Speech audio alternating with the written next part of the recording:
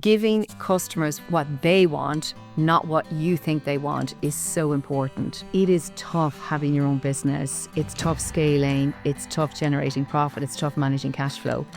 But at the end of the day, it all starts with revenue. I could tell you lots of stories about the den, but I think the kids got such a laugh by saying, that their mommy was a dragon. Your people will look after your customer, and then your customer will look after your profits.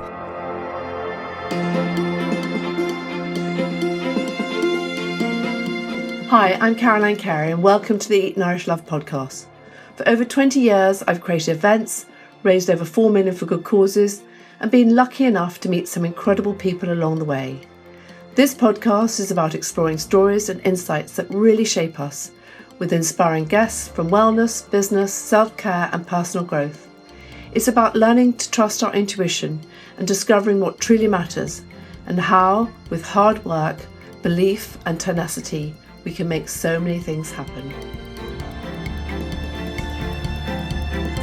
Oh, Chanelle, thank you so much for joining the Eat Nourish Love podcast this morning.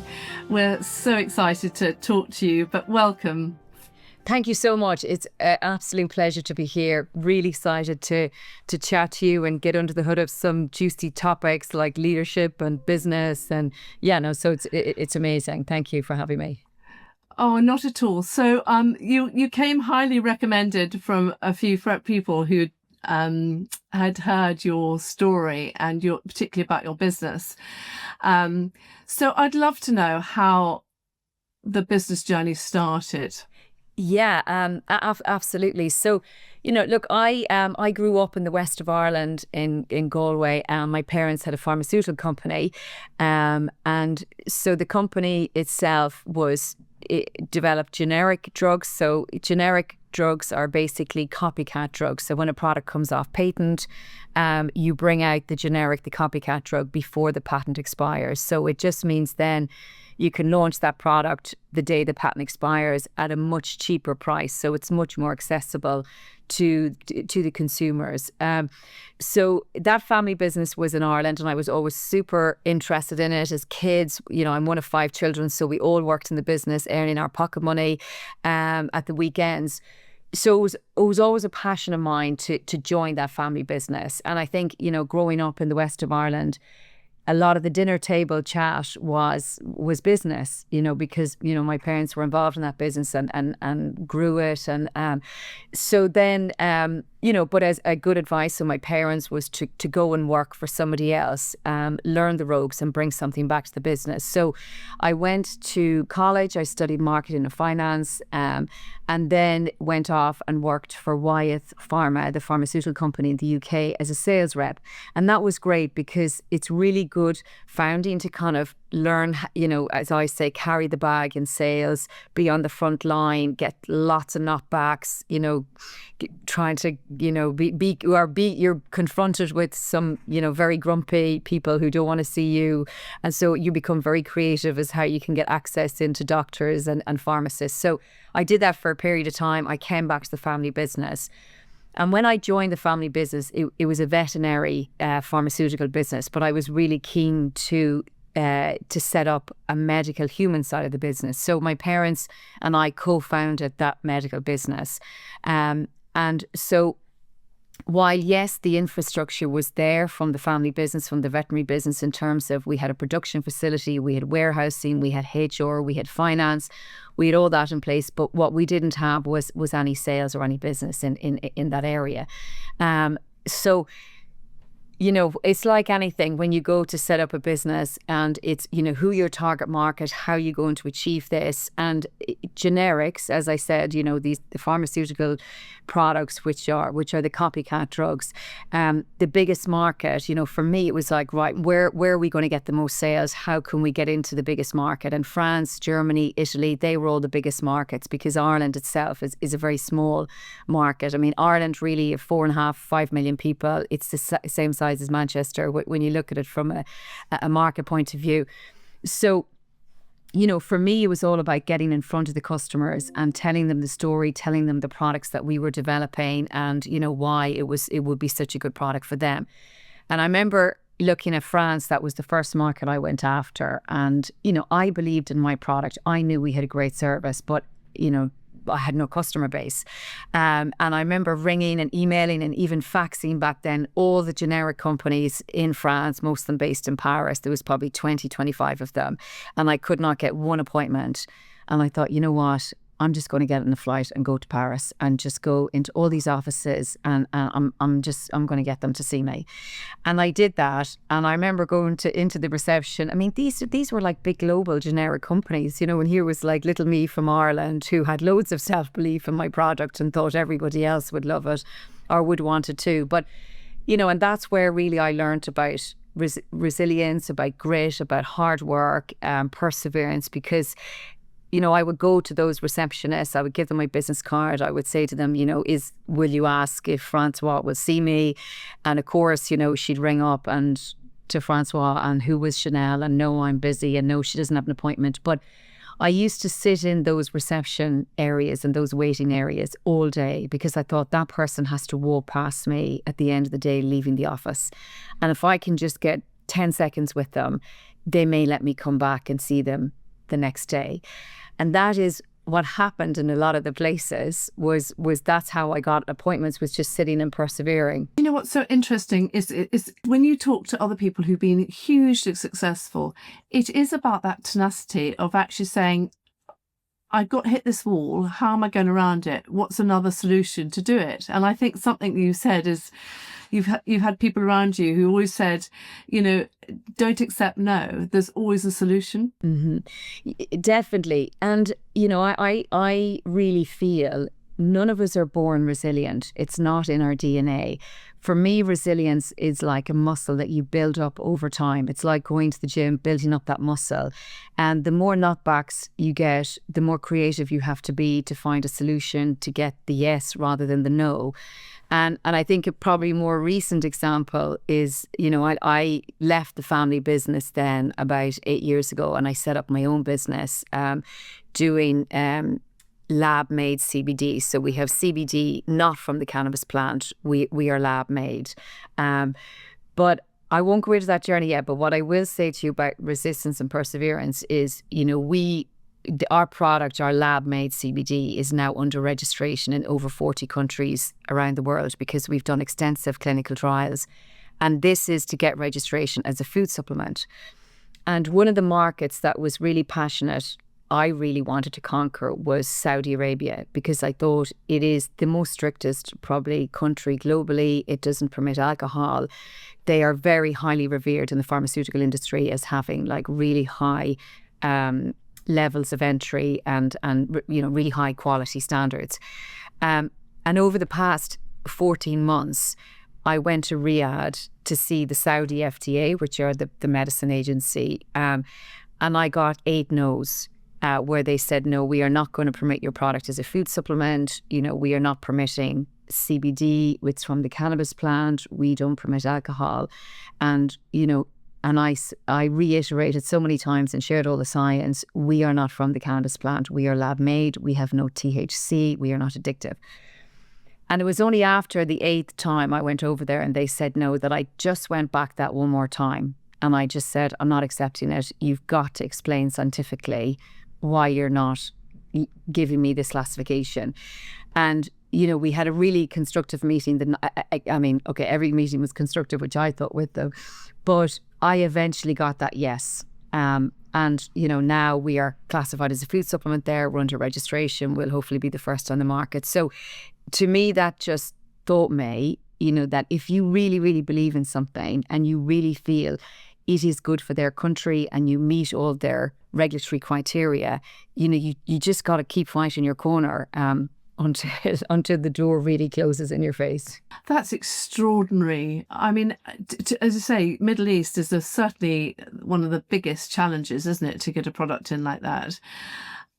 So where are you now with your business? So I left the family business then. I mean, before we left it, we grew the medical business into 96 markets globally, and we got over 2,500 products licensed in those markets and launched. And probably over the, I mean, I was in that business for maybe 15, 18 years, and I went to nearly all of those markets. I think I was really obsessed with, scaling the business into those markets. So that was an amazing experience for me. I learned so much.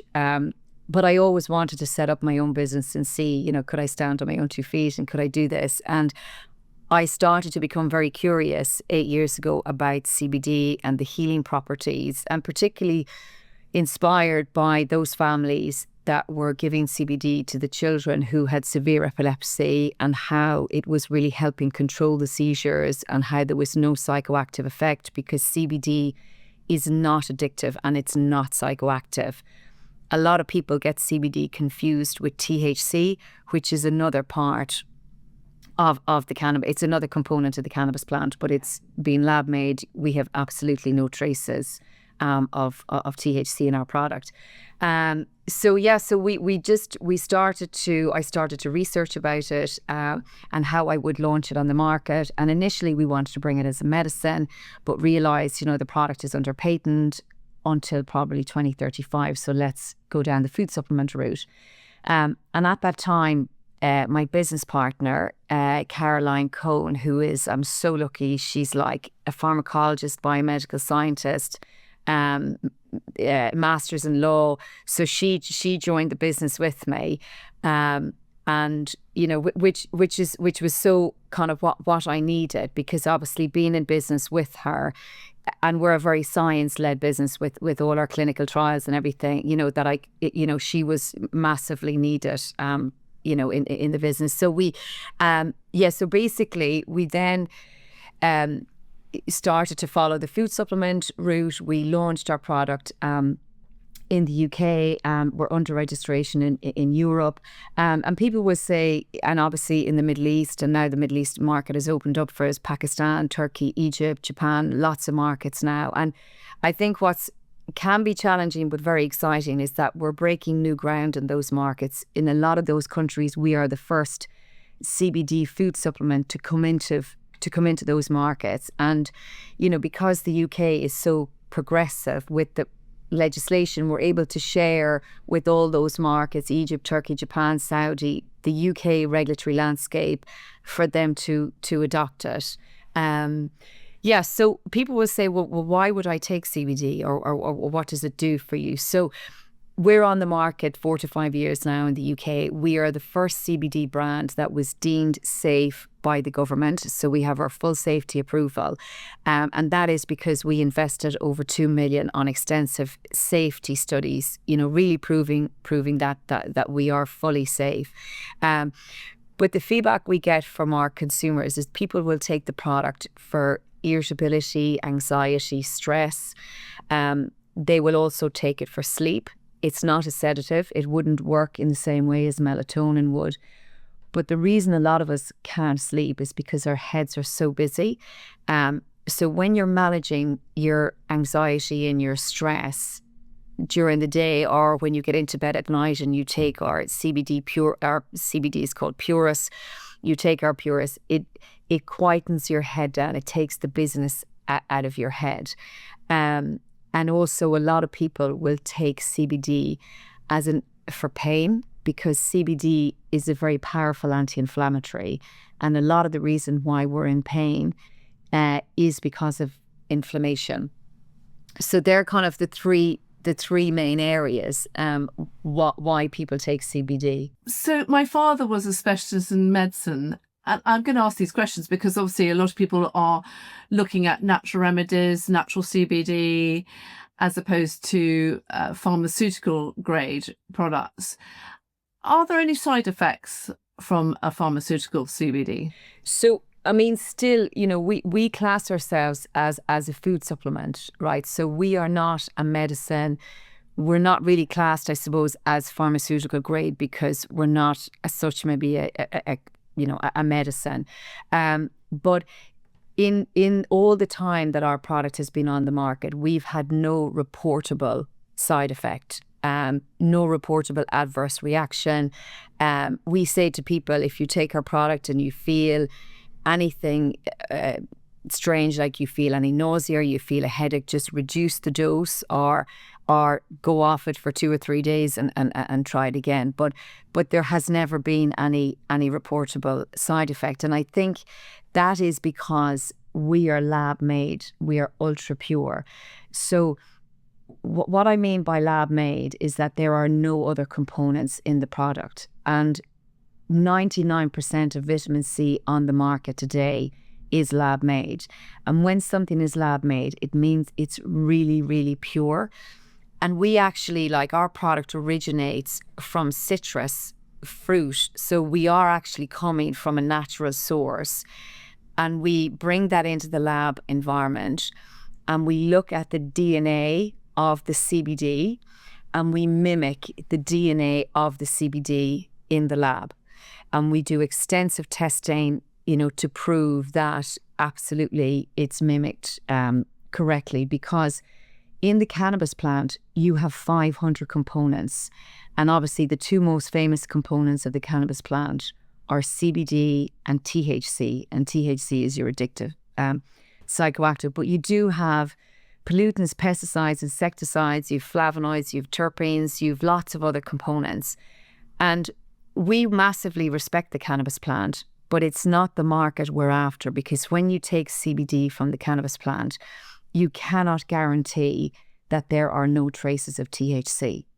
So our product is very much targeted. We have an air traffic controller in Heathrow that takes our product. We have pilots, we have police people, professional people who do not want any trace of THC. They just want pure CBD. And pure CBD is so effective on its own. You don't need any other parts of the cannabis plant for it to work for your stress, your sleep, your pain. Yes, if you have severe pain or you have severe nausea from chemotherapy, people will take THC, and there are very good healing properties of THC, but not as a food supplement. THC needs to be prescribed. So that kind of is as to why we have gone down the route we have gone down, because there is a substantial market and set consumer base who want that pure CBD with no other components in it. Thank you for that, because I think it's like all these things. There's always a lot of information out there, and I think that with the internet and so much information, people are sort of confused, I think, sometimes. And actually people are talking more and more on podcasts and things. So actually it's really important that we clarify these things while we're talking to the people, particularly to founders like you who are making these products. That there are very natural remedies there that have side effects as well. So it's just because they're natural doesn't mean to say they're safe. So or anything like that. And the other thing, Caroline, just to add as well, is that there potentially may be a misconception between lab made and plant CBD, but the feedback we've had anecdotally from customers that are taking our product for years, and also there are a number of studies in the public domain to say that pure lab made CBD is more potent than plant CBD. So you don't actually need as much of our product as you may need with the plant.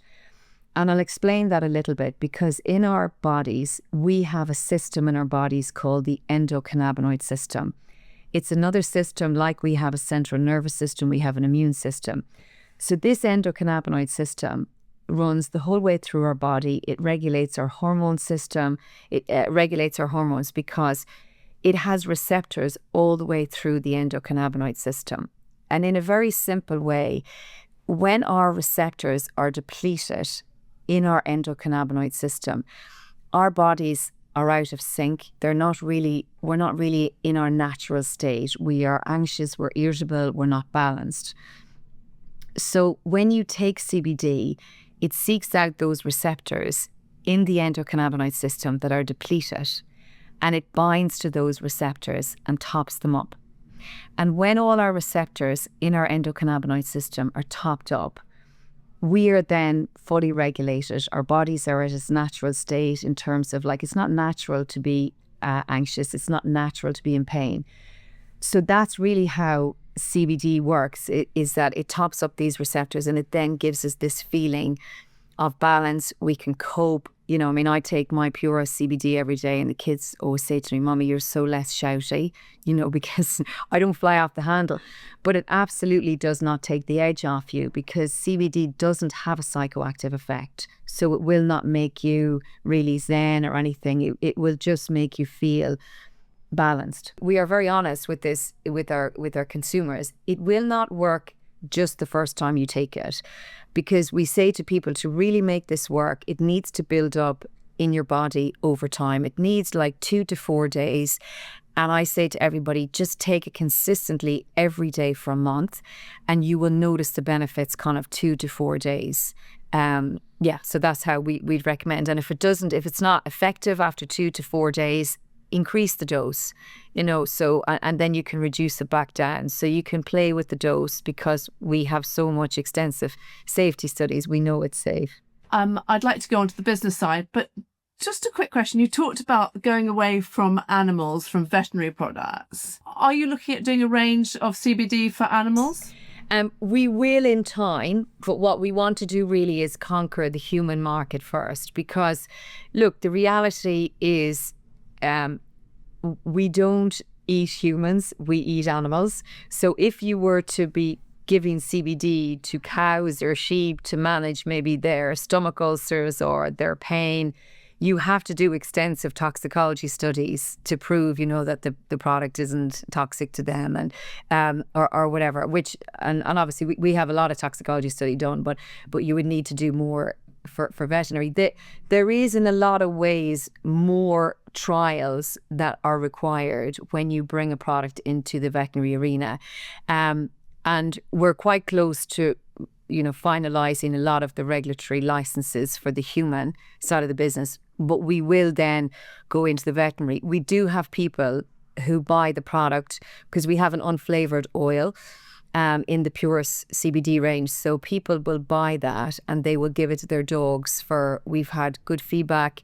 And again, this is anecdotal feedback. It's not me promoting this use as the founder of the company, but we have people who give the product to their dogs for anxiety, for stomach ulcers, for digestion issues, and also for cancer. So we've had lots of feedback from people to say, well, my dog's tumour has stopped growing since they've been taking Puris CBD. And again, it's anecdotal feedback, but I think when you read a lot of literature about CBD in the public domain, you will see the benefits of it in potentially oncology and pain and different areas. I'm fascinated by it, but I want to go into sort of a little bit of your history as well. So it must have been a very tough market, the pharmaceutical medical arena. So in your mindset, were you always very, very driven? Yeah, look, I never wanted to go into any other industry, Caroline. Being born into a family, my father was a vet. My parents had set up the business when we were at such a young age. I knew nothing else. And I just was so passionate about that business. And I learned a lot as I went along. I'm not a scientist, hence why my amazing business partner is, and she brings that to the table. But pharmaceuticals is a great industry to be in for women as well. And women are so well respected. There is absolutely, I've never come across any discrimination in pharmaceuticals to women. And it's a super interesting industry. So for me, it was really a pleasure to come into this industry. I grew up in this industry. And to be hopefully able to make some sort of difference with our product. And you are a great believer in keeping educating yourself. I think you went back to Harvard to understand about leadership and understanding empathy within a business. All these things that are so important to, particularly, I don't know how many people you employ, about 400 or something.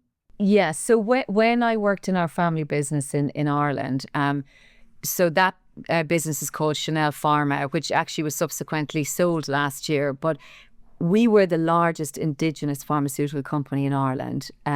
So over the time that I was there and working alongside my parents, we scaled that business into all these global markets, and we probably had about 600 people in the company across 3 production facilities. And I was very lucky to get exposure at a young age to leadership. But interestingly enough, before I came back to join the business, I was 23 when I joined the family business, but before that I worked in London. I worked for a management consultancy company, and it was the best training I could get because I worked for an incredibly negative leader in that business, and that leader just had a really not a good culture, not good behaviours, created a very toxic environment in terms of, he was always trying to catch you out. It was very uninspiring and a very productive. And I remember even getting the tube to work every morning and just feeling that nausea and that anxiety before I would go to work.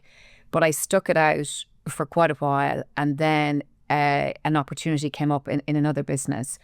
But that was the best grounding for me in terms of how not to be a leader and what happens when you are a toxic leader, and being in fear, working in an office, being in fear is so stifling.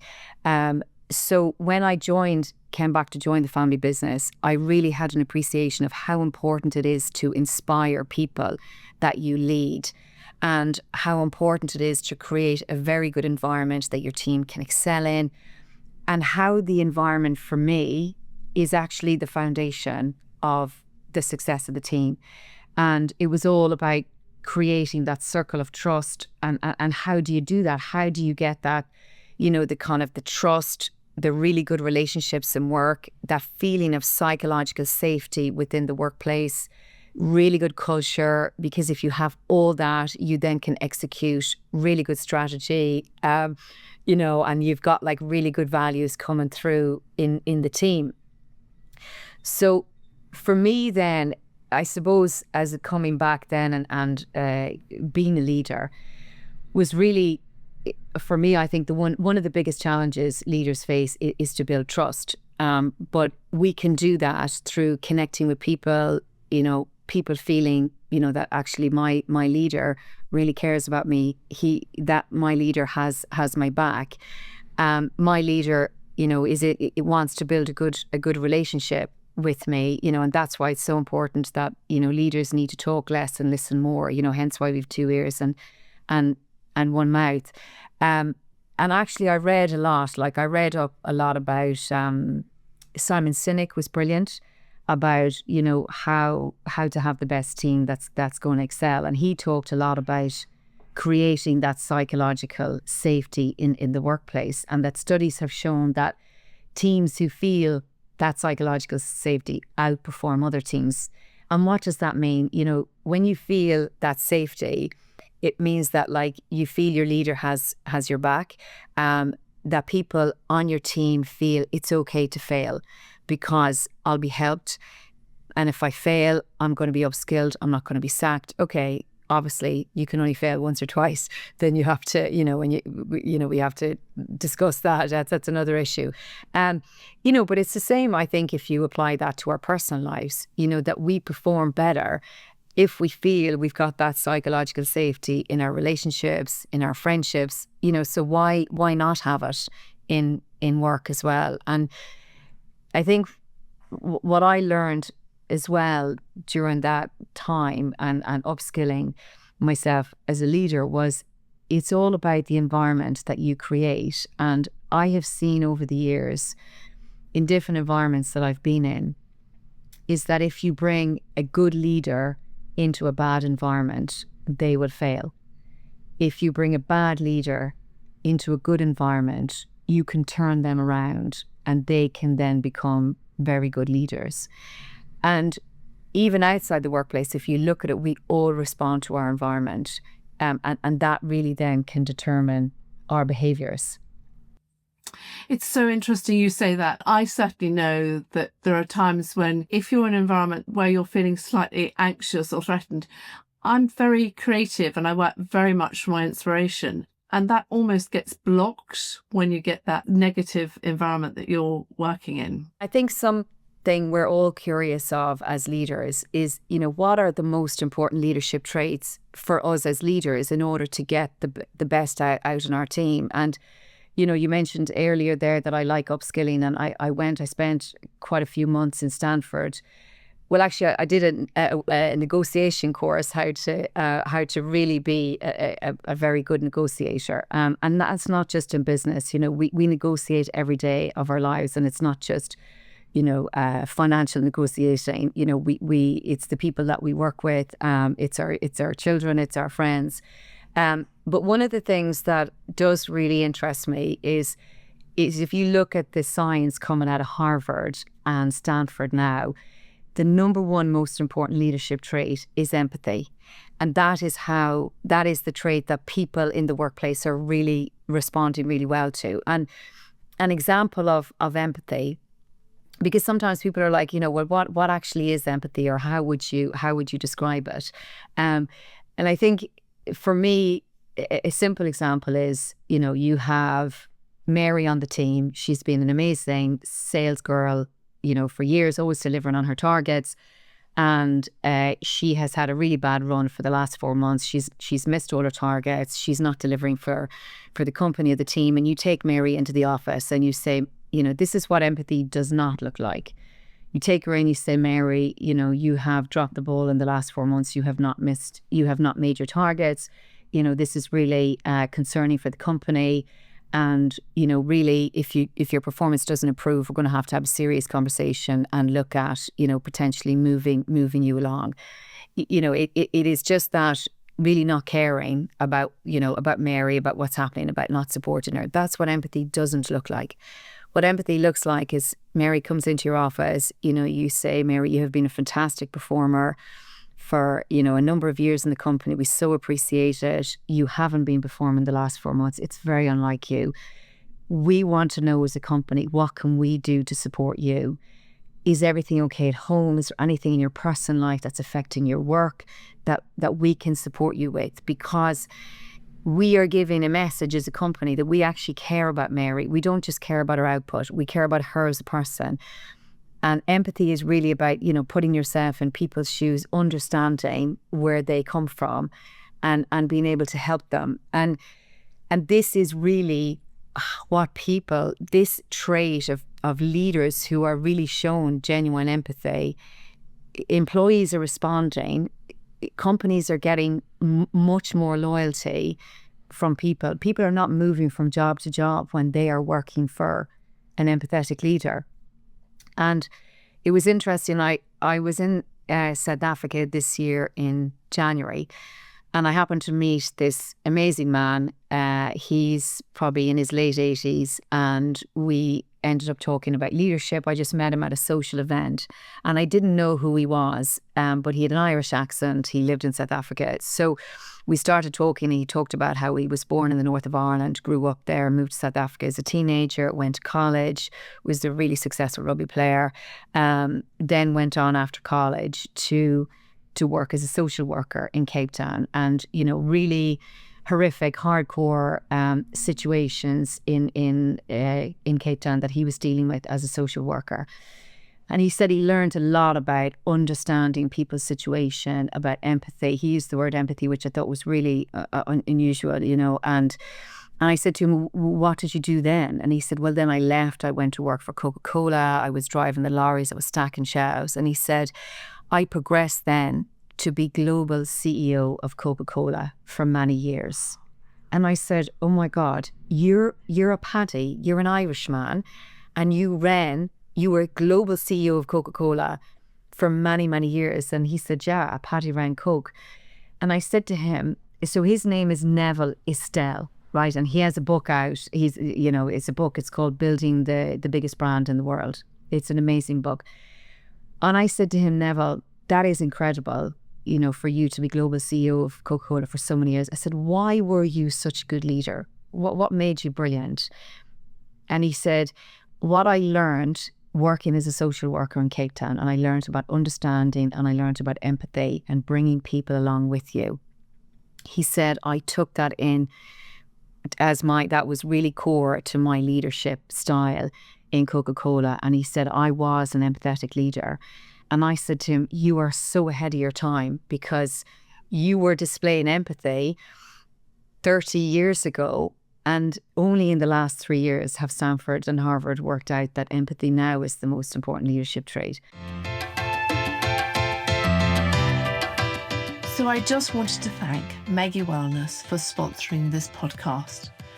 I have always been really lucky with my hair. It's always been full and healthy. I've never really needed much help. But then I was lucky enough to try some of the products from Meggie Wellness. And I cannot tell you, my hair is so much fuller, shinier, and it's growing faster than ever. If you're dealing with thinning hair, breakage, or hair loss, their shampoo, conditioner, rejuvenating serum, and supplements are designed to nourish the scalp and support healthy hair growth. What I really love too is that there are no harsh chemicals. Meggie Wellness products are 100% vegan, cruelty-free, and free from SLS, silicons, parabens, GMOs, and PEGs, and they're all in beautiful, sustainable packaging. So if you want stronger, healthy hair, why not try some of Meggie Wellness products? And you can get 20% off, excluding bundles, with the code EAT20. If you go to the bottom of this podcast, you can see the code EAT20, and there's the link.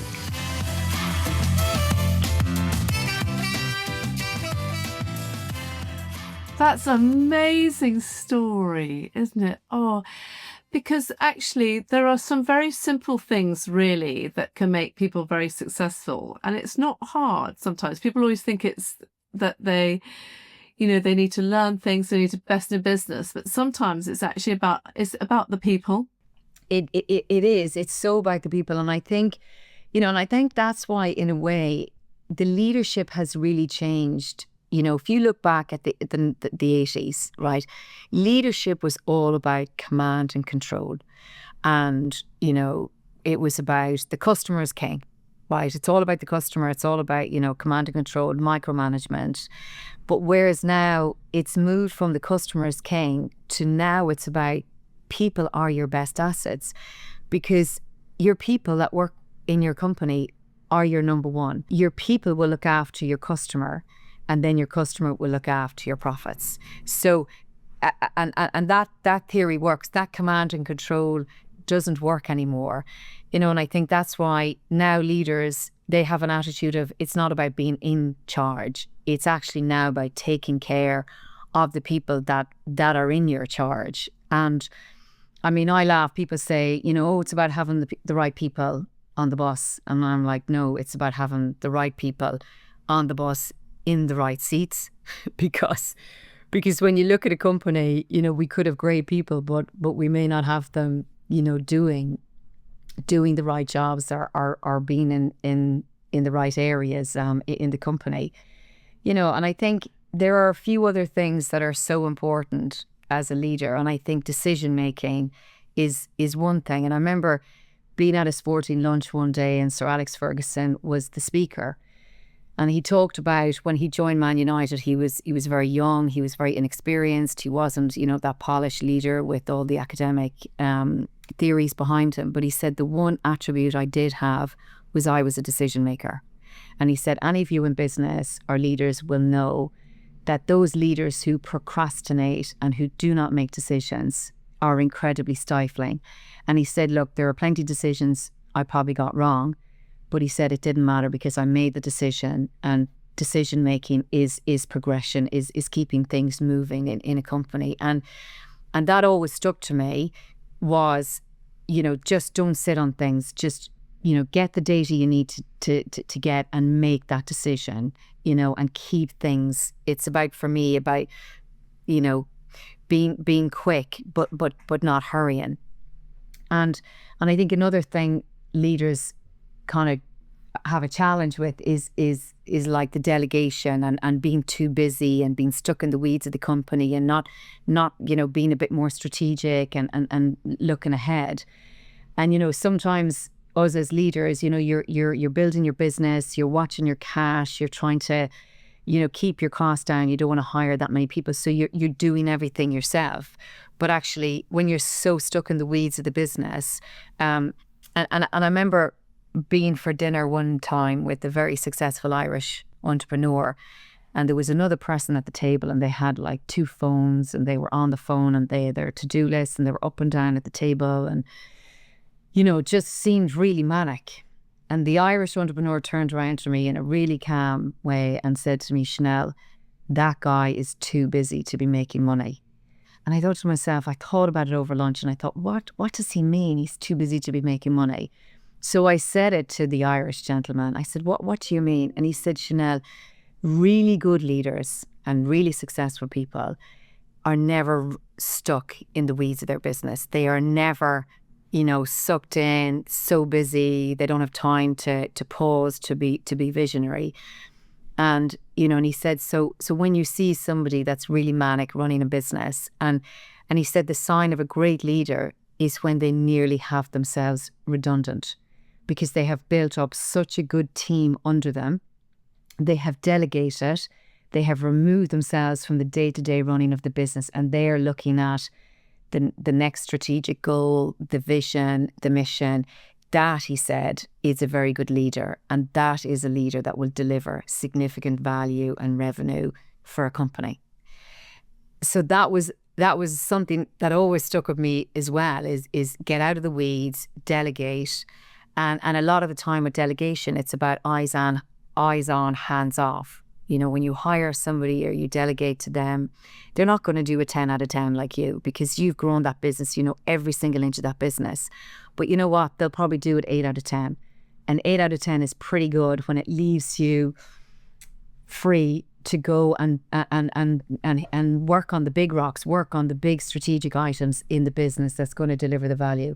Oh, there's some powerful things there for me to consider at the moment. Just going to cash flow, because obviously you're an established business, you've been doing it for years. I'm very lucky, I run a big event with lots of small businesses, but there are hand to mouth, aren't they? And getting out of the weeds is quite hard at the beginning. It's about just doing it gently, step by step. So what sort of advice do you give to a startup business? For an entrepreneur, a startup, it's so important to learn the difference between cash flow and profit, because they are very different. And cash is much more important than profit at the start of a business. And a lot of the time when businesses are growing and they're trying to scale, that's when companies go broke, because you can actually grow broke, is what we say, because growing and scaling requires cash. So I would say to anybody, I look at my cash every day. It's the first thing when I log on. I look at our bank account. It's the last thing I look at when I log off at night. And even if you look, I remember like a number of years ago, Amazon continued for years to thrive on a break-even point and frequently posting profit losses. But Amazon generated significant cash. Like I think in 2013, they had something like a 3 billion cash reserve, and if you have cash in your company, that then fuels your growth. So I have this thing actually on the wall in my office about, because obviously, I've gone through really difficult periods of cash flow, like COVID was one that nearly wiped us out. We invest in clinical trials, that creates a lot of cash, that sucks in a lot of cash. But there are 7 financial levers available to you as an entrepreneur or a leader to improve your cash position. And I think it's something that, you should sit down every month. I have it on my wall and I look at it and I think, how can I improve any one of them? I mean, the first one for me is price. And you ask yourself, can you increase the price of your goods or services? Could only be a tiny price increase, but can you move the price? The second thing is, can you sell more units at the same price, right? Or because with volume, that then goes into kind of better cost of goods. So if you're driving up more volume, can you reduce the price that you pay for your products? So, we're we're a food supplement product. We buy raw material, we buy packaging, we pay for direct labor, we use contract manufacturing companies. So can you reduce the price you pay for the product, which my next one is operating expenses, which is pretty similar. Can you reduce? Well, okay, operating expenses would be, your overheads. How much is it costing you to run your business every month? What's your electricity bill? What are your salaries bill? Do you need everybody on 5 days a week? So you look, can you reduce your operating costs? The other one for me is can you collect money faster? Can you get people to pay you quicker? The other one is, can you slow down paying your creditors? So the people that you owe money to, can you stretch that out from maybe 30 days to 40 days? And if you're a product-based business like us as opposed to a service, can you reduce the amount of stock that you have on hand? So we always try and have, the minimum amount of stock so we don't have our cash tied up in our stock. So they are your 7 financial levers to improve cash. That's hugely helpful. You've got to be brave enough to look at it and be honest with yourself as well as a founder or as an entrepreneur. You're very supportive of businesses. I think have you done some investment in the past? So I was on a TV show in Ireland called Dragon's Den, which is the very same as we have here in England. And I was a dragon investor on that show in Ireland. And it was such an interesting experience because Dragon's Den is owned by Sony Music. And they have it franchised out to 27 countries around the world. And actually the year I did Dragon's Den in Ireland, we were the first country to have 3 female dragons and 2 male dragons. It's funny because sometimes people say to you, what's the best business advice that you've ever been given, like that I've been given? And I remember going into that TV show and I had the pleasure of sitting beside a different Irish entrepreneur, a man called Dermot Desmond, who is the owner of Celtic Football Club. He's, just a very revered, respected Irish entrepreneur. And I asked him, I said to him, Dermot, I'm going in to do the programme Dragon's Den. Is there any advice that you would give me going into the show, based on his experience? So I'll tell you his advice in a minute because it was relevant to one of the pitches. And actually, because it's interesting when you tell people about Dragon's Den. So it is your own money, it's not the TV show's money. You have to bring your money to the table. We used to probably record maybe 7 pitches a day for over a 3-week period, and you got absolutely no prior knowledge of the product coming in or the entrepreneur. So literally when the entrepreneur walks out of that lift, that is the first time that you see them and the product. So you have no time to Google anything. Some of the pitches would go on for maybe an hour and a half because, this is your money you're investing. You've got a lot of questions to ask and you have got to make the decision right there and then. Whereas you will only see about 10 minutes of the pitch because it's so edited down. But I remember there was this one particular pitch. It didn't go on TV, but it was a lovely fella. He was maybe 22 years old. He had developed an algorithm in the gaming industry. And you could kind of sense when he started pitching that sense of desperation for funding. And he had 2 guys working for him. One of these guys had left Facebook, one of them had left PayPal because they believed in this kind of gaming algorithm so much. And really, you're sitting there as a dragon and it sounds like this is the next big thing in the gaming industry. And I was so tempted to invest. And I asked him, how much cash was he burning each month in terms of how much was it costing him to run the business? And he said it was like €6,000. And I asked him how many months finance he had left, and he was going to run out of money in 3 months' time. And I said to him, so if you don't get finance today, you'll run out of money in 3 months and you'll have to shut up shop. And he said, yes, my dream will be over. I've been working since I was 17 years old, spending all night coding in my bedroom to develop this algorithm. And the vulnerability and the desperation from him really pulled at my emotional side. And I wanted to just give him a few bob to kind of keep the dream alive. But when you're investing, you have to strip the emotion out of it. Because at the end of the day, this is your money and this has to be right for you. But that's where the advice of Dermot kicked in. Because what Dermot had said to me is he said, Chanelle, never invest in a business you know nothing about, because you cannot add value, you don't understand it, you don't relate to the business, and you cannot challenge it. So I didn't, because I don't know anything about the gaming industry and I can't relate to it. So sadly, that lovely guy didn't get investment that day. But I could tell you lots of stories about the den, but I think the kids got such a laugh by saying, that their mommy was a dragon, but it was a great experience. So you're busy and you do lots of traveling. I mean, how have you managed to sort of the life? Well, people always talk about this life work balance, and someone said when you're working, there isn't much balance sometimes. Yeah, absolutely, Caroline. And it's, particularly when you're scaling and you want to do everything yourself and you're trying to save cash and you don't want to hire people to help you, and I struggled for years to get the right work-life balance, and I definitely failed as a mom many times and felt incredible guilt, because you can't have it all. You can't get the balance right all the time, but I think if you can get the balance right most of the time, it's okay. And I did have to step back at one stage and really reassess the time that I was spending away from the kids, because I was obsessed about scaling the business. I was obsessed about getting into another market and traveling to that market and setting up the distribution network and meeting with the regulators. And I'm very organized in my business life. I'm a good delegator. I'm a good time manager. I'm a good organization. I'm good at organizing, but I wasn't applying those principles to my personal life.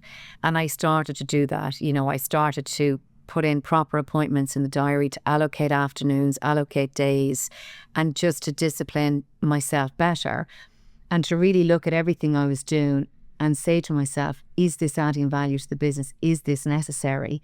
And you do have to become selfish with your time and for a period of time, maybe not be as helpful to other people or outside your business or mentoring people or, because that then is time away potentially that you could be giving back to the kids, while you're working. But, and it's not just about having kids, people who have kids, it's people that are not married or not in relationships that have a poor work-life balance, and maybe they're not making time for their friends or their families. So, but I think there's a lot more support in companies now to help people have a better work-life balance.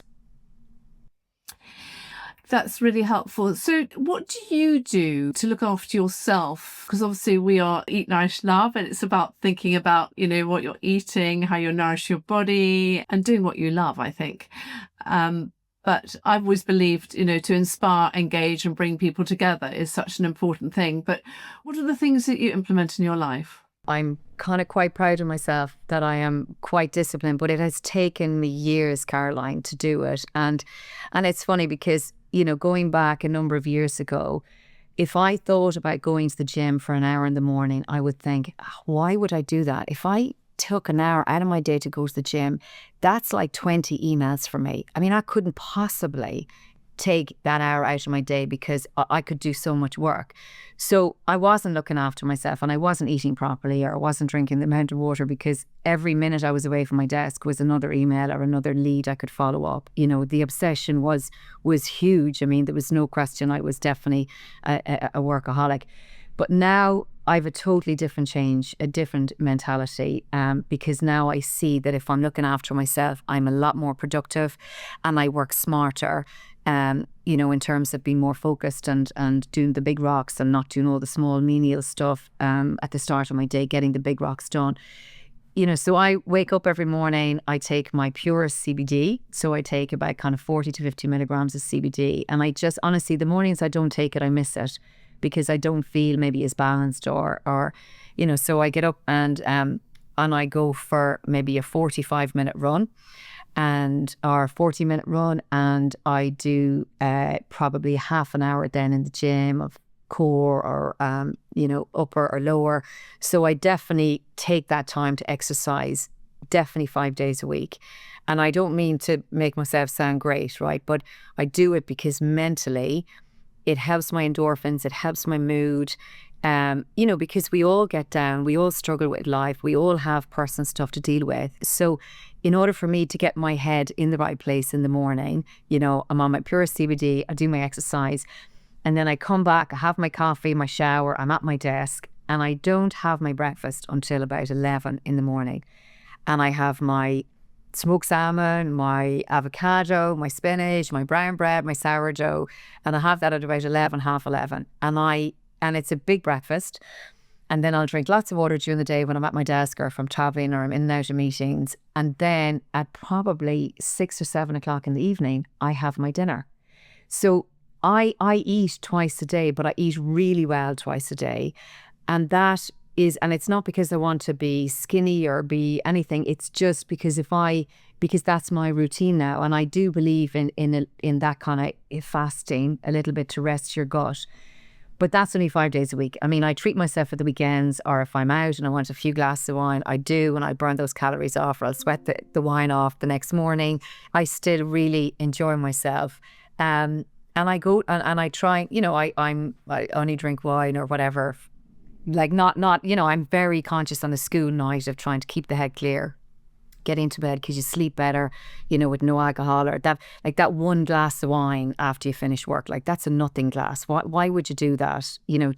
Just don't bother having it. Just save it for the weekend and have 3 or 4 glasses on a Friday or Saturday night, rather than that one nothing glass kind of during the week, because then if you're not taking that odd glass, during the week, you're fresher.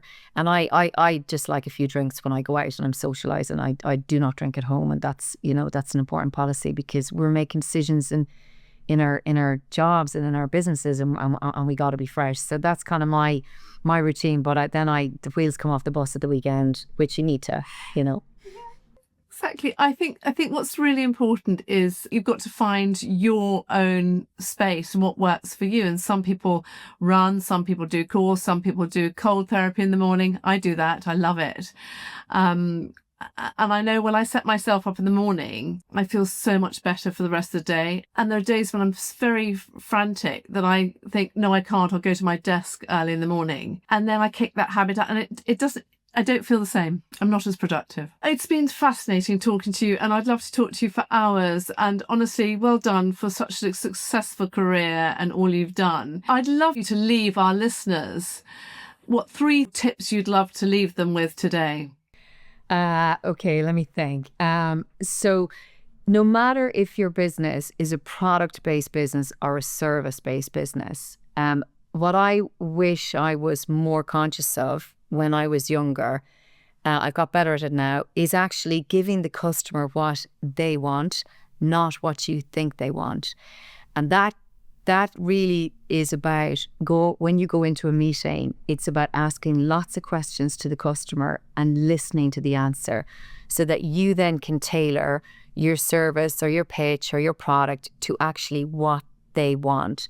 And doing the research, because I think a lot of the time, for me, we develop products in R&D that we thought the customer wanted, and then, we didn't actually go out and ask our customer base, what was their preference. So giving customers what they want, not what you think they want, is so important. The other advice I would say to people, it is tough having your own business. It's tough scaling. It's tough generating profit. It's tough managing cash flow. But at the end of the day, it all starts with revenue. Because if you have your revenue in, you can manage your overhead and that, but you need revenue to absorb the overhead. But I would say to people, just be persistent. And really don't accept no until you feel you have exhausted every possible solution to get that yes. And it's even if you get a no from a customer, like we had 8 no's from the Saudi Medicine Authority, it's why are you saying no? What part of this are you not happy about? How can we change it into a yes? So really, persistence, grit, resilience, hard work ethic is so important if you really are serious about being successful in your business and scaling your business. The third thing I would say to you, which I talked a bit about earlier, is your cash flow. Watch your cash flow every day and forward forecast your cash flow, because if you run out of money, you're basically finished. So really manage your expenses versus what's coming in, and just be on it, be current in your business, read up about your industry. Are there any disruptors coming down the track that are going to affect your business? And be ahead of it, so just be on it and be current in your industry. Wow, very powerful points. And thank you so much for sharing that as well. So before we go, Chanelle, would you let our listeners know where they can find you, your products and your business? Absolutely. So our product is called Puris, Ultra Pure CBD, and our website is puriscbd.com. So our range of products, we have oral oil, so oral in terms of we consume it orally, you can put it under the tongue. So we have an orange flavor, an unflavored, and we have a spearmint. So this is your oral oil. We also then have our capsule range. So one capsule, 20 milligrams a day, or we have a 10 milligram capsule.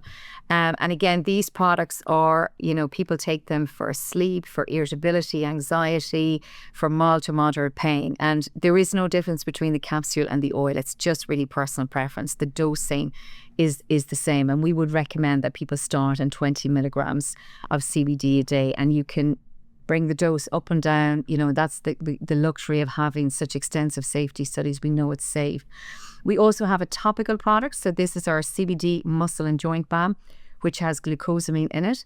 And this is brilliant for joint pain, muscle stiffness, muscle recovery. So, and we have great user trials done on this. 80% of people said it improved joint mobility, 77% said it improved muscle tightness. So this is great. This has been selling out actually a few times in the UK. And then we also launched last week a dry oil hand spray. So that is for eczema and psoriasis prone skin on the hands, or very dry, cracked skin. And we have unbelievable, like 88% efficacy with that product with the trial we did. So it's just spraying the oil on your hands a few times a day. It absorbs really well, so it's not greasy. Yeah, so there you go. You have our oral range and our topical range. And it can be got on our website, Amazon, Boots. Oh, that's so exciting. Thank you so much. And thank you for all the information, and congratulations. And I know we'll meet up very soon, but thank you again, Chanelle. Thank you, Caroline.